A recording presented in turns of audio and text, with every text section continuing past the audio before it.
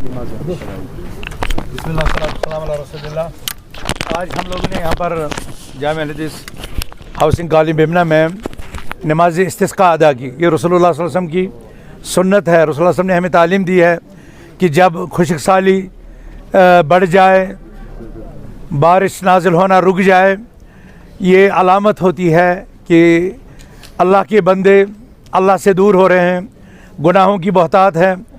تو اس لیے اللہ سبحانہ و تعالیٰ کو منوانے کے لیے کسی خالی جگہ، کسی خالی میدان میں، کسی شہر یا بستی سے باہر کسی جگہ پر نکل کر کے اپنے رب سے عاجزی، انکساری اور گڑ گڑا کر کے دعائیں مانگی جائے نزول رحمت بارہ کے لیے، اور ساتھ میں 2 رکعت ادا کی جائے، تاکہ ہمارا رب جو ہمارے گناہوں کی وجہ سے اگر ہم سے روٹھا ہے تو اس کو منوائے اور اللہ سے رحمت کا، اس کے فضل کا اور اس کے احسان کا تقاضا کیا جائے۔ یہ نماز مسنون ہے اور رسول اللہ صلی اللہ علیہ وسلم نے اس کی ترغیب دی ہے، اور رسول اللہ صلی اللہ علیہ وسلم نے اس کے علاوہ بھی عام طور نماز کے بغیر بھی جمعہ کے خطبے میں اپنے ہاتھ اٹھا کر کے رحمت بارہ کی دعائیں کی ہے۔ تو استسقاء کی مختلف صورتیں ہیں، اور اس میں ایک یہ ہے کہ آپ پوری بستی کو لے کر کے باہر نکلیں اور کھلے میدان میں اللہ سبحانہ و تعالیٰ سے عاجزی، انکساری اور گڑ گڑا کر کے رحمت بارہ کی دعا مانگیں۔ یہ جو حالات بنے، کیا اس سے پہلے بھی کبھی حالات بنے ہیں جس میں جو نماز استسقاء ہے وہ ادا کی گئی ہے کشمیر میں؟ جی یا دنیا میں؟ نہیں، کشمیر۔ نہیں، مجھے یاد ہے تقریباً 6-7 سال پہلے 4 مہینے تک یہاں پر بارش رکی تھی، 4 مہینے تک بارشیں نہیں ہو رہی تھی، تو اس وقت بھی ہم لوگوں نے نماز استسقاء کا بندوبست کیا تھا، اور مختلف علاقوں میں، مختلف خطوں میں یہ نماز پڑھی گئی۔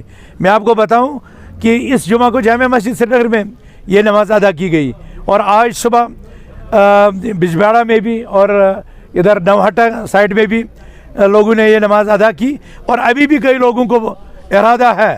تو یہ اللہ سبحانہ و تعالیٰ کی اطاعت اور رسول اللہ صلی اللہ علیہ وسلم کی سنت کی تعمیل میں اللہ سبحانہ و تعالیٰ کے دربار میں حاضر ہو کر کے یہ وقت کی ضرورت ہے۔ جب اس طرح کی قحط کی صورتحال پیدا ہو جائے، رسول اللہ صلی اللہ علیہ وسلم مدینہ میں ایسا ہوا، بارش رک گئی کئی دنوں تک، یہاں تک کہ مویشی مرنے لگ گئے، انسانوں کی بات ہی نہیں، ان کو بھی پانی نہیں ملنے لگا۔ تو صحابہ نے رسول اللہ صلی اللہ علیہ وسلم سے گزارش کی کہ اللہ سے دعا کیجئے، ادعوا اللہ ان یسقینا، آپ اللہ سے دعا کیجئے کہ وہ ہمیں جو ہے ابر رحمت نازل کرے۔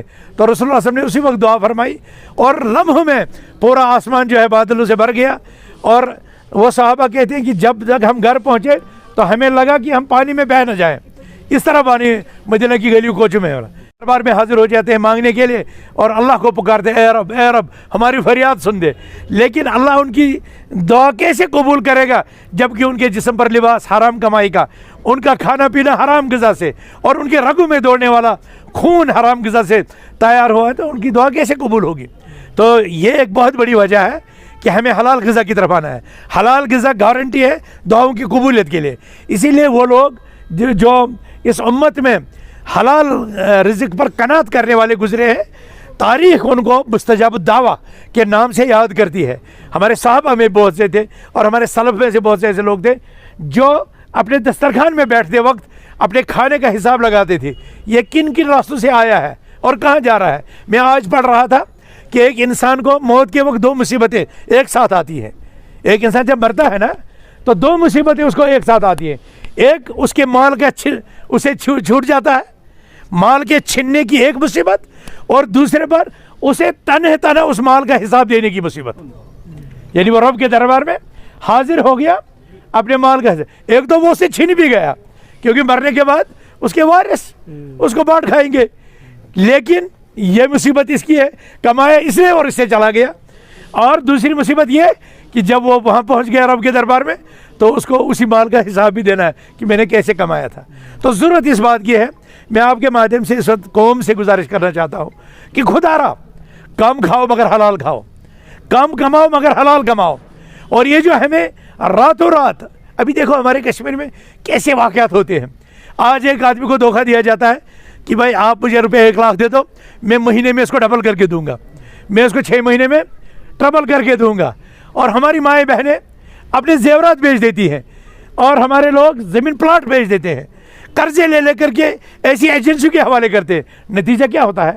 تو یہ لوگ کیوں اللہ سے نہیں ڈرتے کہ بھئی یہ کون سا فارمولا ہے ایک مہینے میں ڈبل ہو جائے. سود پھر کس کو کہتے ہیں؟ یہ سود اللہ کے خلاف اعلان جنگ ہے.